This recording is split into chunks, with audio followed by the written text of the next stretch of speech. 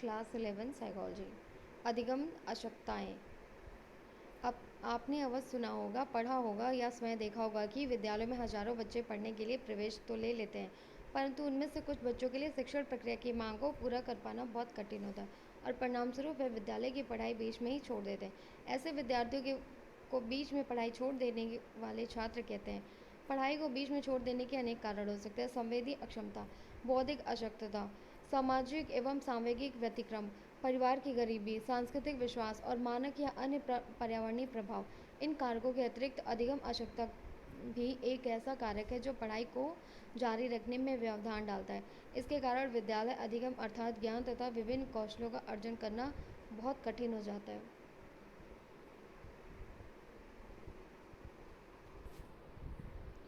सीखने में अशक्त बच्चे परीक्षा उत्तीर्ण करके अगली कक्षा में नहीं जा पाते और पढ़ाई बीच में छोड़ देते हैं।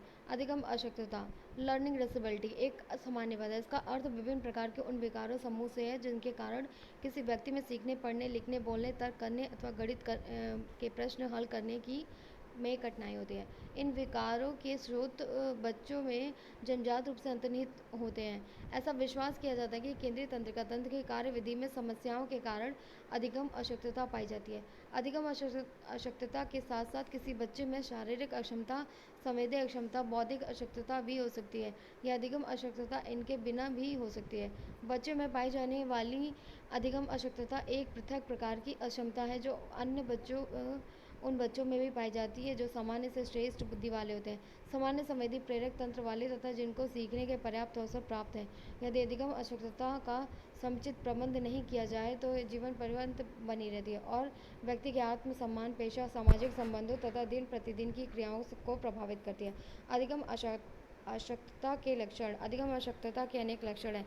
अधिगम अशक्तता वाले बच्चों में ये लक्षण भिन्न भिन्न संयोजनों के रूप में प्रकट होते हैं, चाहे उनकी बुद्धि अभिप्रेरणा अधिगम के लिए किया गया परिश्रम कुछ भी हो। अक्षरों, शब्दों तथा वाक्यांशों को लिखने में हुई सामग्री को पढ़ने में तथा बोलने में बहुधा कठिनाई पाई जाती है। यद्यपि उनमें श्रवण दोष नहीं होता, तथापि उनमें सुनने की समस्याएं पाई जाती हैं। ऐसे बच्चे सीखने के लिए योजना बनाने या उसको कोई तरकीब खोजने में अन्य बच्चों की अपेक्षा बहुत भिन्न होते हैं। अधिगम आवश्यकता वाले बच्चों में अवधान से जुड़े विकार पाए जाते हैं। वे किसी एक विषय पर देर तक ध्यान केंद्रित नहीं कर पाते और उनका ध्यान शीघ्र ही टूट जाता है। अवधान की इस कमी के कारण अनेक बार उनमें अंतःक्रिया उत्पन्न हो जाती है। इसके परिणामस्वरूप वे हमेशा गतिशील रहते हैं, कुछ न कुछ करते रहते हैं तथा विभिन्न सामानों को अनवरत रूप से इधर उधर से हटाते रहते हैं। अधिगम आवश्यकता वाले बच्चों में स्थान व समय की समझदारी की कमी आम लक्षण है।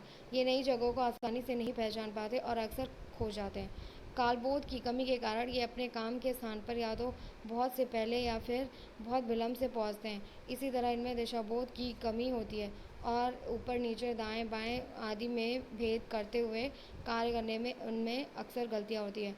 अधिगम आवश्यकता वाले बच्चों का पेशीय समन्वय तथा हस्त निपुणता अपेक्षाकृत निम्न कोटि का होता है।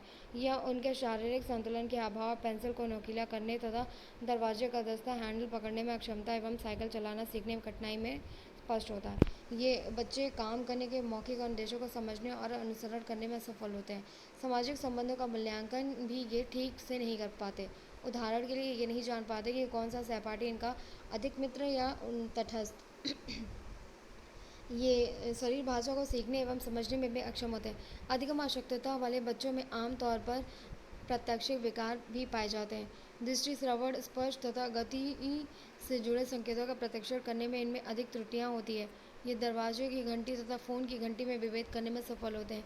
इनका अर्थ यह नहीं है कि वे इनमें संवेदी तीक्ष्णता नहीं होती, ये सिर्फ निष्पादन में उसका उपयोग करने में सफल रहते हैं। अधिगम आवश्यकता वाले बच्चे अधिकांश में पठन वैकल्य डिसलेक्सिया के लक्षण पाए जाते हैं। ये बहुत बार अक्षर और शब्दों की नकल नहीं कर पाते, जैसे कमर तथा रकम में सपूत में कपूत, ट तथा ठ, प तथा फ में अंतर करना इनके लिए बहुत कठिन होता है। ये शब्दों को वाक्यों के रूप में संगठित करने में अपेक्षाकृत अक्षम होते हैं।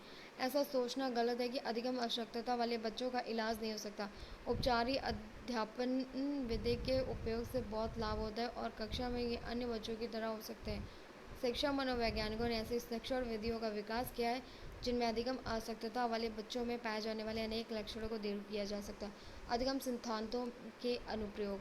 मानव जीवन के प्रत्येक क्षेत्र में समृद्ध करने में अधिगम के सिद्धांत अत्यंत मूल्यवान है। वे सभी व्यवहार जो जीवन के व्यक्तिगत, सामाजिक और आर्थिक पक्षों को शांतिपूर्ण और आनंददायक बनाते हैं, सीखे जाते हैं। ये सभी व्यवहार मनोवैज्ञानिक सिद्धांतों द्वारा निर्देशित होकर सीखे जाने चाहिए। जीवन के विभिन्न पक्षों में सुधार लाने के लिए समकालीन मनोवैज्ञानिकों ने प्राचीन का क्रिया प्रसूत अनुबंधन, सामाजिक अधिगम, वाचिक अधिगम, संप्रदाय अधिगम, कौशल अधिगम आदि के सिद्धांतों के आधार पर अनेक तकनीकों तथा विधियों का विकास किया। उदाहरणार्थ, हम व्यवहार के चारों क्षेत्रों में अधिगम सिद्धांतों के अनुप्रयोग की चर्चा करेंगे।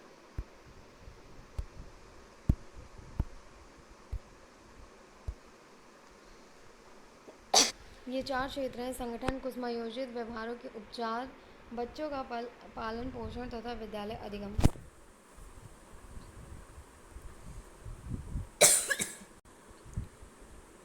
किसी भी संगठन में व्यक्तियों का कार्य से अनुपस्थित रहना, बार बार छुट्टी लेना, अनुशासनहीनता तथा आवश्यक कौशलों के अभाव आदि से गंभीर समस्याएं पैदा होती हैं। अधिगम के सिद्धांतों के अनुप्रयोग में इन समस्याओं का समाधान किया जा सकता है। कुछ संगठनों ने अपने कर्मचारियों की उपस्थिति बढ़ाने के लिए और कार्य से अनुपस्थित रहने को कम करने के लिए रोचक युक्ति का उपयोग किया है। प्रत्येक 3 महीने वेतन पर ऐसे कर्मचारियों के नामों की पर्चियाँ बना ली जाती है जो एक दिन भी काम पर अनुपस्थित नहीं हुए।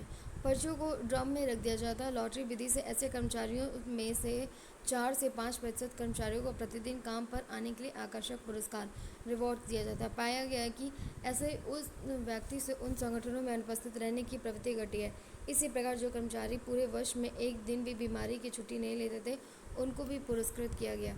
इस प्रकार के आंशिक पुरस्कार बीमारी की छुट्टी लेने के प्रसंग को कम करते हैं। अनुशासन सुधारने के लिए प्रबंधक कर्मचारियों के लिए मॉडल के रूप में कार्य करना शुरू करते हैं या कर्मचारियों को ऐसे मॉडल प्रबंधकों के अधीन कर दिया जाता है। अधिगम के सिद्धांतों के आधार पर अनेक ऐसे चिकित्सात्मक उपचारों का विकास किया गया जो समायोजन में कठिनाई पैदा करने वाली तथा सामाजिक अक्षमता पैदा करने वाली आदतों व व्यवहारों को सुधारने में सहायक होते हैं। इन विधियों में विलोप, एक्सटेंशन के सिद्धांत का उपयोग किया गया। असामान्य तार्किक भय तथा परिहार अनुक्रिया से ग्रस्त बच्चों तथा प्रौढ़ों के विषय में इस भय को दूर करने के लिए अंतःस्फोटक चिकित्सा, इम्प्लोसिव थेरेपी तथा अप्लावन फ्लडिंग का उपयोग किया जाता है। अंतःस्फोटक चिकित्सा में व्यक्ति कल्पना करता है कि उसका डराने वाला घटना के साथ बहुत डरावना संपर्क हो रहा है। साथ ही चिकित्सक उसे उस घटना का स्पष्ट मौखिक विवरण भी देता है। भय के उपचार में चिकित्सक एक प्रशिक्षक की भांति काम करता है। दूसरी ओर अल्पावन में व्यक्ति का वास्तविक डरावनी वस्तु के साथ सामना कराया जाता है और भय के उपचार के लिए उसे सबसे प्रभावकारी माना गया है। अत्यधिक दुश्चिंता तथा भय से पीड़ित व्यक्तियों की चिकित्सा क्रमिक विसंवेदीकरण सिस्टमैटिक डिसेंसिटाइजेशन तकनीक द्वारा की जाती है। यह व्यवहार चिकित्सा का एक रूप है जिसका उपयोग भयक्रांत रोगी की दुश्चिंता अनुक्रियाओं को प्रति अनुबंधन के माध्यम से कम करने के लिए किया जाता है। अर्थात इसमें प्राचीन अनुबंधन की प्रक्रिया को निर्णायक उद्दीपक के साथ एक नई अनुबंधित अनुक्रिया जोड़ने के द्वारा उलटने का प्रयास किया जाता है।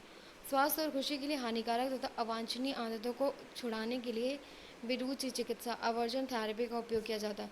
विरुचि चिकित्सा में चिकित्सक कुछ ऐसी व्यवस्था करता है व्यक्ति अनुभव करे कि जब वह अपनी कुसुमायोजित आदतों के अनुसार व्यवहार करता है तो उसका परिणाम पीड़ादायक हो जाता है।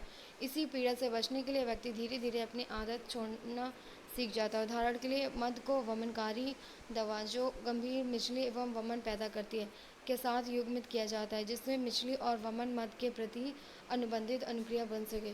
व्यवहार को अच्छा स्वरूप प्रदान करने तथा क्षमताओं का विकास करने के लिए मॉडलिंग तथा प्रबलन रेनफोर्समेंट का व्यवस्थित उपयोग किया जाता है। जो व्यक्ति शर्मीले स्वभाव के और अंतर्वैयक्तिक अंतक्रिया करने में जिन्हें कठिनाई होती है उन्हें आग्राहिता प्रशिक्षण असर्टिवनेस ट्रेनिंग दिया जाता है। यह चिकित्सा भी अधिगम के सिद्धांतों पर आधारित है।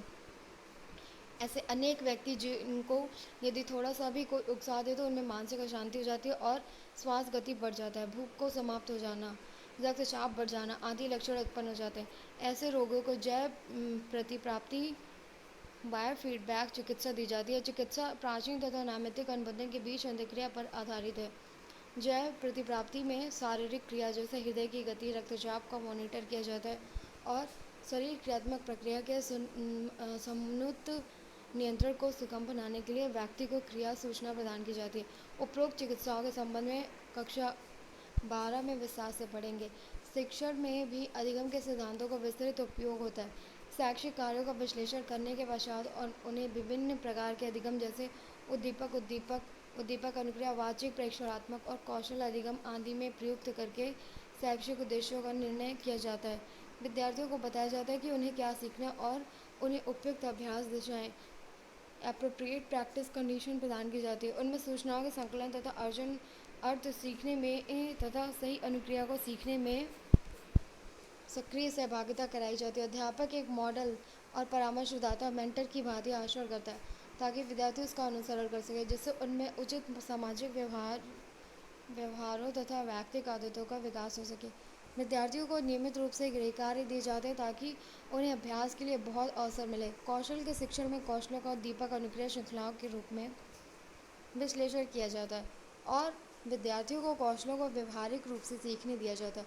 अधिगम सिद्धांतों का सबसे अच्छा उपयोग बच्चों के पालन पोषण में हो सकता है, बशर्ते माता पिता दोनों ही अधिगम के सिद्धांतों से परिचित हों। प्राचीन अनुबंधन के सिद्धांतों का उपयोग करके बच्चों को खतरे तथा सुरक्षा के जरूरी संकेतों को सिखाया जाता है। क्रिया प्रसूत अनुबंधन के सिद्धांतों का उपयोग करके बच्चों के व्यवहारों को आसानी से सुधारा जा सकता है और वांछित रूप से परिवर्तित किया जा सकता है। पुरस्कार के उचित उपयोग से माता पिता बच्चों को उत्साही अधिगमकर्ता बना सकते हैं। मॉडल और परामर्शदाता के रूप में माता पिता बच्चों को सामाजिक व्यवहारों में दक्ष, कर्तव्यपरायण तथा साधन संपन्न बनाते हैं। प्रमुख पद। सारांश।